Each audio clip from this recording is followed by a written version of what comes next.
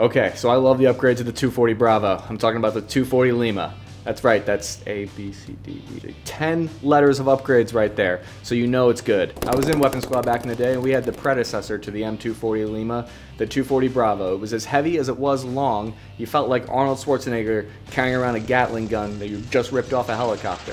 Firing this thing from the standing position is basically an internet military community challenge on par with the Cinnamon Challenge. That's completely reasonable to shoot it that way.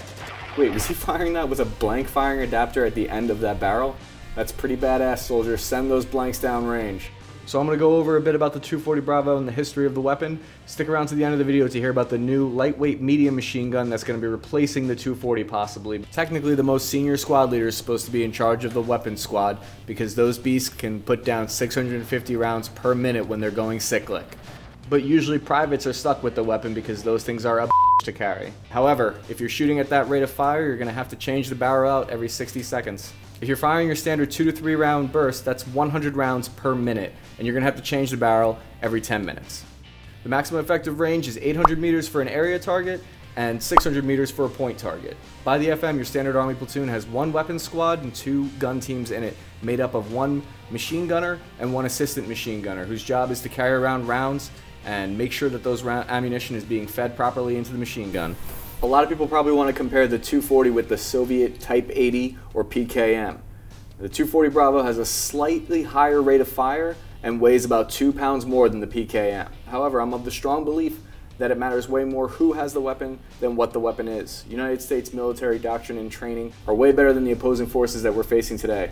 Machine gunners in the US military are trained on how to effectively take turns talking their weapons, and weapon squad leaders are experts on creating overlapping fields of fire from flanking positions. The new version of the 240 is beautiful and reminds me of the old M60, but without all of the flaws that caused it to be replaced. I hear all of you overly nostalgic people asking, why was the M60 replaced? It was perfect.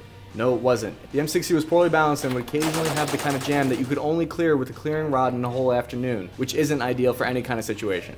The barrel didn't have a changing handle, so if you wanted to change that puppy, you had to throw on an asbestos mitt, which is kind of like a cooking mitt. The 240 Bravo and its iterations have been the main crew-served weapon for the United States military for over 20 years. It's because of its reliability, its high rate of fire, and its balanced ergonomics. Ergonomics? It just feels right. So what's next in the future of crew-served dismounted machine guns? The lightweight medium machine gun is currently being developed by General Dynamics. It has a rate of fire of 500 rounds per minute and an effective range of 1,700 meters. The weapon fires a .338 round, which is between a 7.62 and a 50 caliber. So what do you think of the 240 Lima? Is it a good upgrade from the 240 Bravo? And how about the possible switch to the lightweight medium machine gun? Let me know in the comment section below.